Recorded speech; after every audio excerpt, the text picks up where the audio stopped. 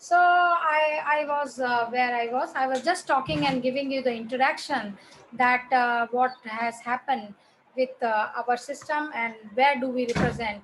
And now let us come to the point where I would like to discuss what is the skill needed by the women technocrats, which is the topic. First of all, there is a need to develop a skill which is known as a problem solving skill.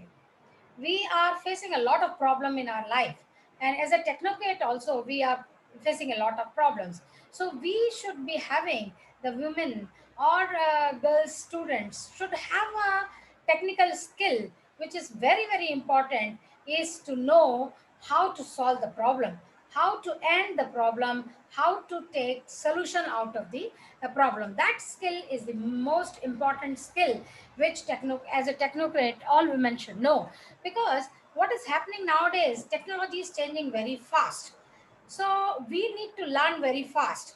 There are many skills which are needed to be learned as a programming language or a software, which we do not to stick ourselves only to the oldest MATLAB or oldest technology to be learned.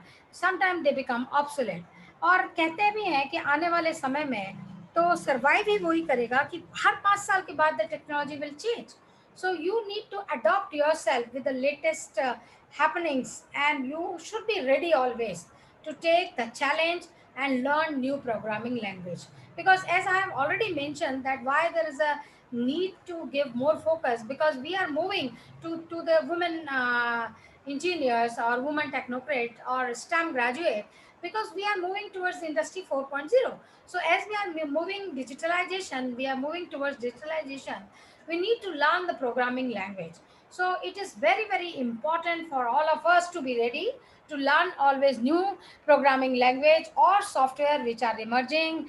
We need to make up our mind. We should not think, no, I cannot learn this. Like our dadis are saying that they cannot use smartphone, some of them, but some of them are very smart.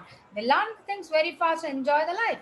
So you should be ready to keep abreast with the latest knowledge, and you should be ready to learn technical skill which are very very important. Also, it's very important to understand that what we mean by specific technical skill. The answer will might surprise you, because employees want to hire employees for their problem solving ability and critical thinking skill. So it's very very important that you should think very critically, not in a very one straight way, right? Critical thinking skill and problem solving skill are two major ability which if you acquire as a specific technical skill, you will be employed, always employed by a good employer. After all, businesses which are likely to face problems in future that they cannot even conceive of now, so they always think, those who are the good businesses, they always think what will happen after 20 years. So those who are visionaries in the business also, they always think that what is going to happen after 20 years. So they want to acquire specific technology which are they are able to foresee the future, and they can make their company or businesses able to take up the new challenges which are going to come up. Second skill which women need to adopt is again the adaptability. Adaptability means along the same lines which we have discussed about the first point, the 18% of the employees highlight their adaptability when applying for job. So when you write and apply and face the interview, always say that I'm ready to work whatever is work assigned to me. I'm ready to adopt the new thing. It is very easy to say, but once you go and you have to put a lot of effort for adopting this, then you feel become nervous. And so this world, which is a very very competitive world, and employees need to be assessing you always based on your adaptability to the culture, to the business process. So you should be ready for that. So not only for the sake of saying into the biodata or sake of facing the interview, you are saying that you are open, but you need to be open. So one very philosopher Dan Ganman actually written one beautiful sentence that most people experiencing a change at work have three distinct reactions. One is go with it, go against it, or do nothing. So this happens actually. We those who are the employee, they always think like that. When something new has been put up in our work culture, our first reaction is either some people will say, "Okay, I will adopt that." They are very enthusiastic people. They will say, "No, I'm always with the system. I'll adopt that." And one group of people will always say, "No, I will not do this. This is against. This is a kind of a cheating. I will not do this. I'm against this." One will say, "No, and I have no comment at all. I don't want to do any comment because they don't want to do anything. So they don't do nothing actually. So people who are flexible enough to go with it are much more likely to be successful and move up the ranks. The same cannot be said for those who push back or fail to adopt. So adaptability is another skill which women need to adopt in future. And as I'm again putting an emphasis on digital and technical skill, because we are going for industry 4.0, we are going for the digitalization. So in future, in order to succeed in your field, in your future jobs, women need to have a well-rounded skill set that include the soft skill discussed as I discussed above, and as well as technical and digital skill. So you should be ready to adopt all soft skills which are needed in the new emerging area. Even for those who are not technical field, they become comfortable for becoming comfortable for them in the technology, or at a minimum they can make employees more efficient, more confident, and more valuable to the employers. Even the non-technical things, everything is going to become fully digitalized. So you need to learn this.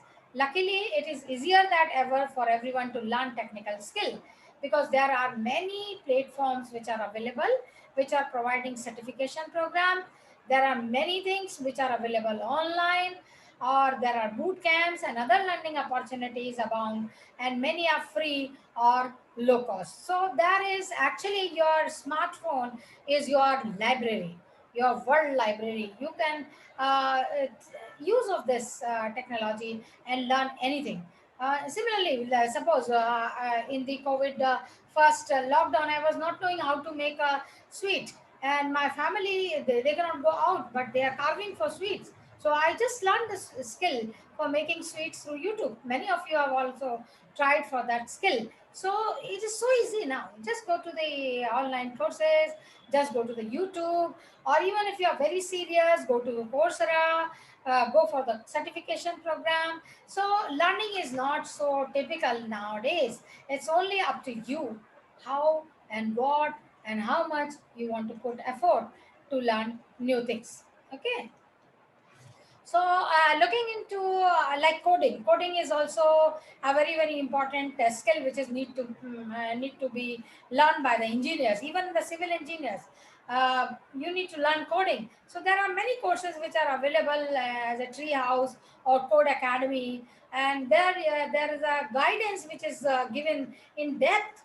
This would definitely benefit the programs like Skill Crash, Hambright Academy, and both are designed specifically for women who want to pursue career in tech and add to their skill set. So very specific program even for women are available online. You just need to search them and enroll yourself to learn the skill of coding. So also there are few sites which are very famous for learning anything. Even in fact, if I have stuck with some problem, I always go to the Khan Academy and brush up my actually knowledge. So Khan Academy, Leanda, and NME offers courses on nearly every topic under the sun. Coursera offers many open university courses, and in the COVID pandemic time, the Coursera has made universities, and they have given options to the university that all the courses, if the university is adopting, it is free. Otherwise, a student need to pay if they want to have a certification from the Coursera. Some of the courses are free if you just join, but they will not provide you certificate. But if the university enrolled in the Coursera courses, these courses would be free for their students. So you can learn subjects like computer science, data science, while software specific courses like Salesforce's Trailhead program. These are the greater way to get familiar with the new ideas and new business skill. So sky is the limit if you are really a learner, because the technology made everything very, very simple and approachable. Everything is approachable now. So let us go for move forward for another skill which is needed by the technical women is the creativity.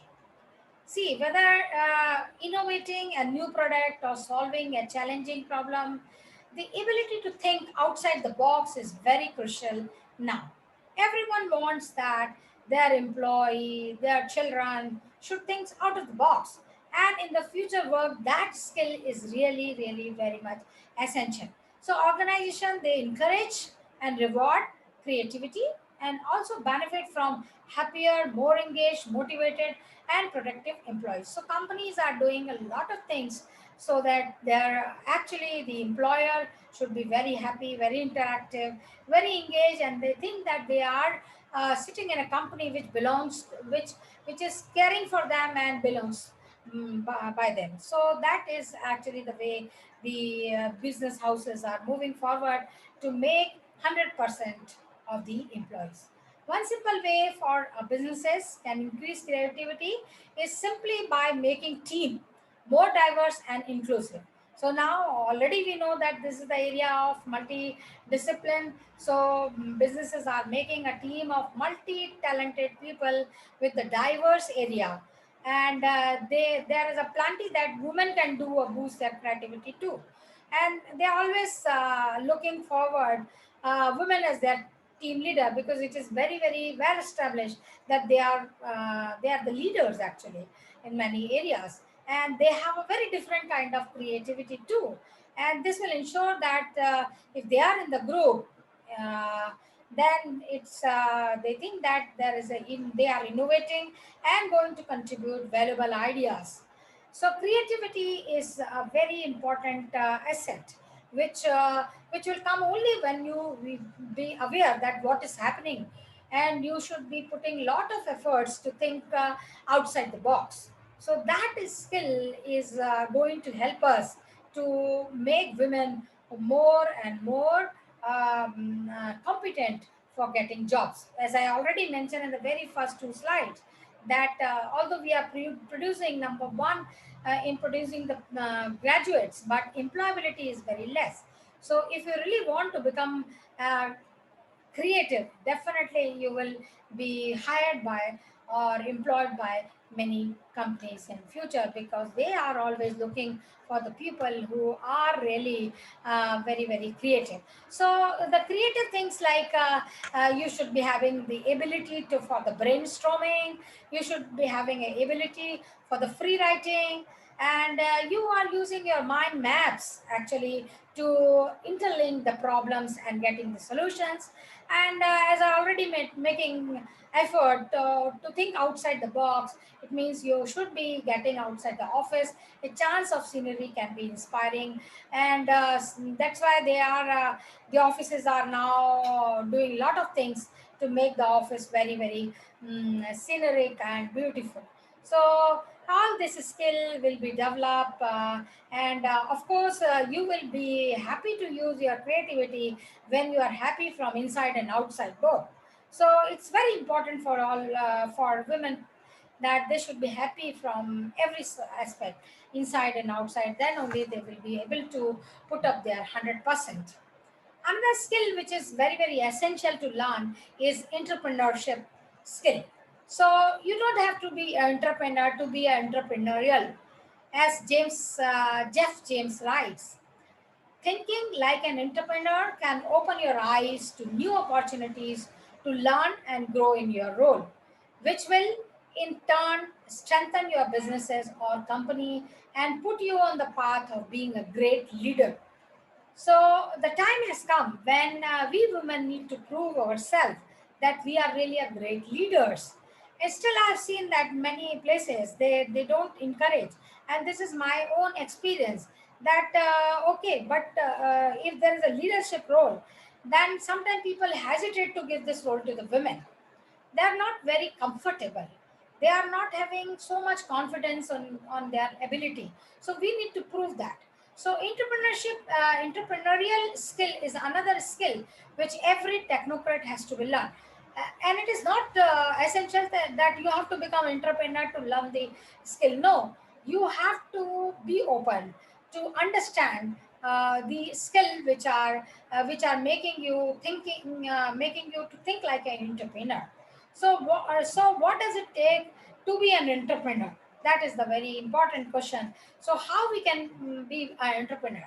So along the trail we have discussed so far that you have to be adaptable and creative.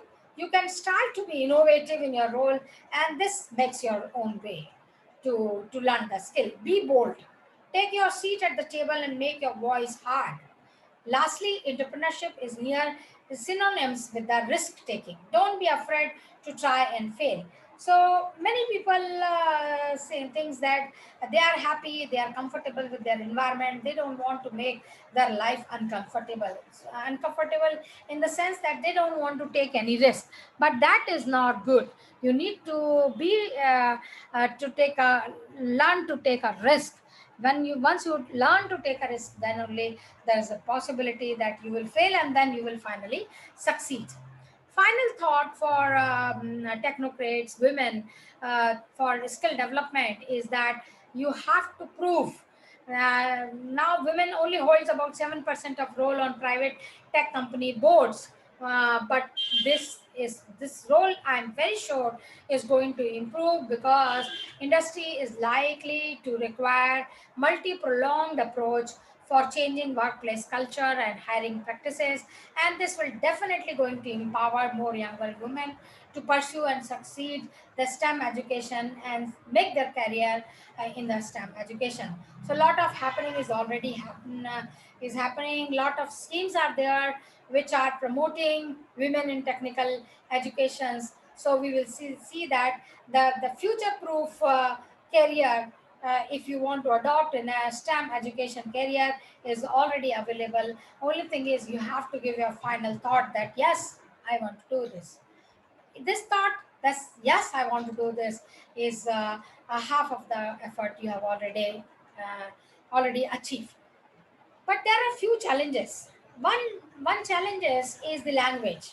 Many of the girl students who are in technical education, STEM education, or medical education, they are not very comfortable in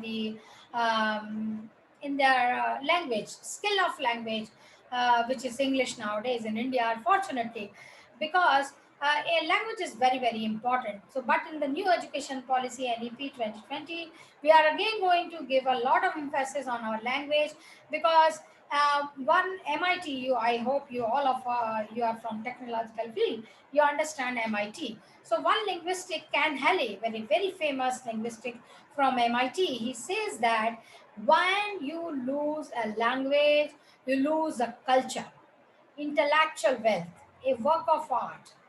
It is like dropping a bomb on the Louvre. I hope you are aware of the Louvre. Louvre is the museum which is there in the Paris. Unimaginable size, worth seeing and worth visiting. Louvre Museum. So it is like a bombing in the Louvre Museum if you don't know your language or you're killing your language.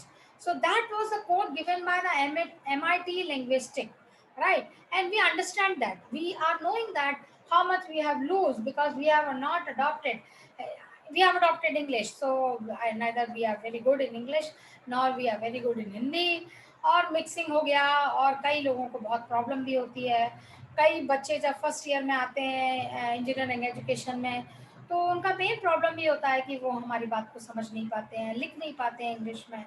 तो इसीलिए अब NEP 2020 में इस बात का भी emphasis दिया जा रहा है कि स्कूल में हमें हमारी लैंग्वेज से एक अंडरस्टैंडिंग डेवलप करनी पड़ेगी और उसके बाद कोई भी स्किल सीखी जा सकती है. भाई इंग्लिश भी आनी चाहिए क्योंकि इंटरनेशनल लैंग्वेज है और इसका भी अपना एडवांटेज है, और ये भी आनी चाहिए लेकिन हमें अपनी लैंग्वेज भी आनी चाहिए. So that is one local challenges. There are many other challenges like teaching quality is not good, our demand supply gap, and uneven growth and access to opportunity to women in the technical area, constraint for research capability and innovation, which is our education system is facing, because we are not able to put, we are not a very rich country, so we are not able to put more money into the education. But with the help of private players who are coming up, and as you are the student of private university, so if these private people will come up in contributing the education, I'm very sure that one day we will overcome all the constraints because of this capacity and this. So there are many things which are happening in India in the recent development, like in the form of new education policy, which is NEP 2020, new science and innovation policy. Also, they are framing after 30 years. The government, I have participated in many seminars in which we have discussed that what should be there, what is the role of women in the new science and innovative policies. Various foreign universities are going to come up in India. We are opening our education sector for foreign university. Private universities are already there. Autonomous status is given to the many colleges, and accreditation is a very strong institution which is coming up through NEC. Job oriented courses, skill development program are also going to be provided in future. So way forward is that we need to focus more on agriculture sector. We are still lacking. A lot of input can be given by all the technocrats in this sector, because we are agrarian society. So we need to give more focus on this. We need to promote our middle class classes for going to the higher education system, and we need to invest more money into this area. For putting up the more money, government has created one fund which is known as a Heifer Fund. I don't know how many of you have heard, but we have heard about this Heifer Fund, which is about the higher education financial financing agency. So here actually the responsibility is fixed. So suppose I want to start a new center of excellence, I can apply for HEFA and I can get crores of rupees. There is no limit for that. But I will be only responsible for giving back money to the agencies. So I'm taking not as a grant, but I'm taking as a loan. And you know that whenever you are taking loan, it's your responsibility to repay the loan. Prime Minister Research Fellowship is also launched, and it is this scheme is for 1,000 best BTech student each year from Premier Institute, being provided facility to do PhDs in IITs and ISC, and this is also a very welcome step to enhance the quality of technical research in the country. Student various schemes has been floated, so that we'll be having a very transparent governance mechanism and equal opportunities available for every Indian citizen. So by 2030, India will be amongst the youngest nation in the world, with nearly 140 million people in the college going age group. One in every four graduates in the world will be a product of the Indian higher education system. We are already knowing that how US and other European country, they have been benefited by our IIT system. So by 2030, the already existing challenges for higher education in terms of access, equality, and quality will only be greatly exacerbated unless we significantly transform our higher education model, which we are doing through new NEP 2020. Needless to say that by 2030, calls for a new vision and a new aspiration, and this is the genesis of the higher education in India. Vision 2030 reports is available online. You can go through this. And here I would like to quote Thomas L. Friedman. He is the Pulitzer Prize winner, and he has given this quote that my parents told me, finish your dinner. People in China and India are starving. That was the old situation. But now I tell my daughters, finish your homework. People in India and China are starving for your job. So such a negative things has been promoted that that's why new kind of politics is coming up. Its world is not like open. We have already seen the globalization negative impact because of COVID pandemic. Because of the globalization, we have suffered the COVID pandemic. But this globalization is also becoming somewhat losing its strength. When we take statement like this from such a famous people, that I tell my daughter finish your homework, people in India and China are starving for your job, ये तो वही हो गया जो picture में हम dialogue देते थे कि बेटा सो जा नहीं तो गब्बर आ जाएगा. So this is also a drawback which the world is going to see in future. So I will again quote Robin S. Sharma. Hope you have read Ferrari novel by Robin Sharma. That leadership is not about a title of designation. It is about impact, influence, and inspiration. Impact involves getting results. Influence is about spreading the passion you have for your work, and you have to inspire teammates and customers. So I really want that women who are here attending this talk or lecture and those who are studying, please try to take a leadership role. And this is not difficult. Only your own willingness. And we are inherently leaders. All ladies are inherently leaders, because even your mother, if you see, she is the leader at home, home minister at home, right? So you can be a leader in every area, every segment. So, as told to me by the organizer, Pooja, that I have to finish by for 3:30, right? So, I'm trying to finish by 3:30, Pooja. So, I'll just give you a few example of the very successful women in India. I hope you all might be knowing about this missile women, Tessie Thompson. Right, she is the presently Director General of Aeronautic Division of DRDO, and she has contributed immensely in the missile technology. She has built a great team. She's a great leader, and I always love to see her because she truly represents women. She need not to change her attire or the way she is dressed up in sari. Even she is in the president of US or president of India, she will always wear sari like this, put a bindi in her head, and tag up a sari in a very nice style. I really admire her, the true Indian women leader, which is a missile woman. Another leader, I know her personally because she was our board member, BOG member in MA and IT. We have organized her talk. I have interacted her many times. She is Nandaniharinada. And she is also a rocket scientist at the Indian Space Research Organization Satellite Center. She has worked for 14 different missions in 20 years of her experience. She works on a deputy operational director in Mangalyaan mission. So you might have seen her in the television many times. She is Nandini Harinathan. And another very, very successful entrepreneur, woman, businesswoman is Kiran MazumdarShaw. You all might be knowing her name because she is the founder of the India biggest biotechnology firm, Bicon, and she is a pioneer in the field of biotechnology in India. And in the year 2010, she was named by the Time as one of the 100 most influential people in the world, and is on the Forbes Global Power list as one of the 10 most powerful women in the world. So I really want that sky is the limit. You can also be like that in future.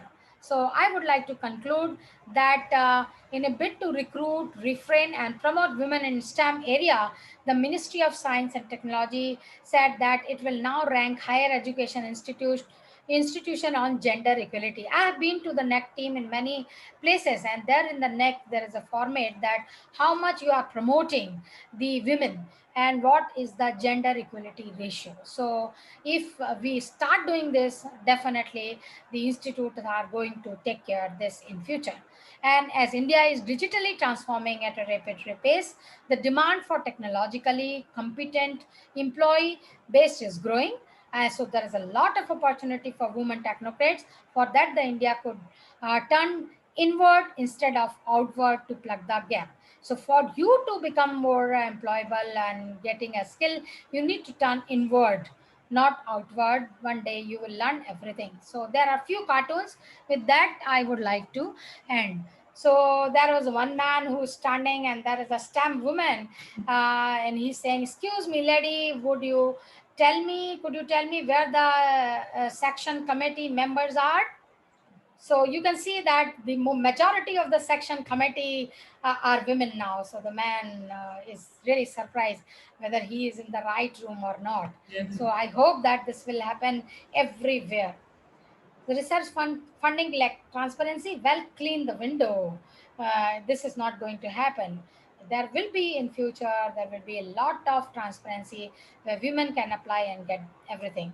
So, small but deep truth of life is that for your eye problem, eye drop. For your eye problem, drop eye. Successful education leader holds the key to unlock a vision. So, thank you very much for patience hearing. I hope I have finished within time. Definitely, ma'am. It's a wonderful session. It was a wonderful session, ma'am. Thank you. Thank you. Thank you, ma'am. Thank you so much for the valuable session. So there is a Q&A round here. Ma'am, Yes. there is a question come from women empowerment. So tell us, ma'am, women empowerment schemes in India. Yeah, as I already mentioned that for technocrats, because we are all engineers are connected here. So Yes. there are many schemes. You just please go to the DST website, Department of Science and Technology, Government of India. They are having a very specific, like Kiran scheme, which I have mentioned. US, with the US government, they are having one scheme where only the STEM and medicine also, they can collaborate, write projects with the US university and get a chance to visit the US university for 3 to 6 months. Also, those women who have dropped and they are in the family way or something, they have not done any job. There are scheme. I know 2 or 3 women who has written a project, got the scheme, and working in MNIT Bhopal.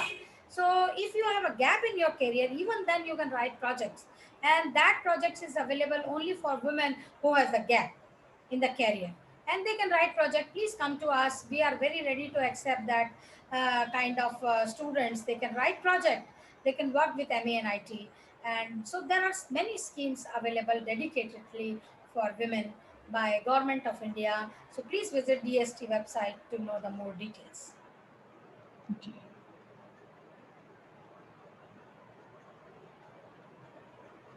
Pooja? Thank you so much, ma'am. May I request it to co-convener Professor Rachna Bajaj for the vote of thanks.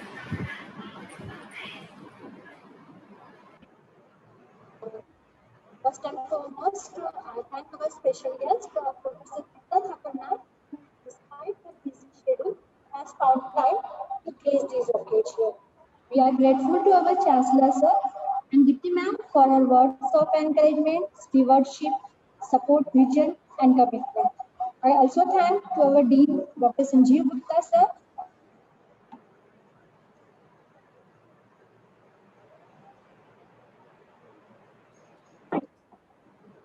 I owe Ma'am, voice. all the invitees present here for their presence. I am grateful to our head of the department, Kapil Soni sir, for encouraging us, kindness, interest, and continued support. I owe special gratitude to all the faculties, students, and all the invitees present here for their presence. Once again, last but not the least, I thank you all for your kind attention. Thank you. Thank you. Thank you. Thank you, everyone. Once Thank you, again, ma'am. Thank you so much, ma'am. Sorry, ma'am, for the Yes, inconvenience. yes. No, it's all right. It's all right. There is some technical issues. Sorry for There is I'm always very sorry, ma'am. we are absolutely ma'am for there is that. always a constraint for technology. Yes. Thank you very much. Hope to Thank see you. you in future. Bye. Thank you, ma'am.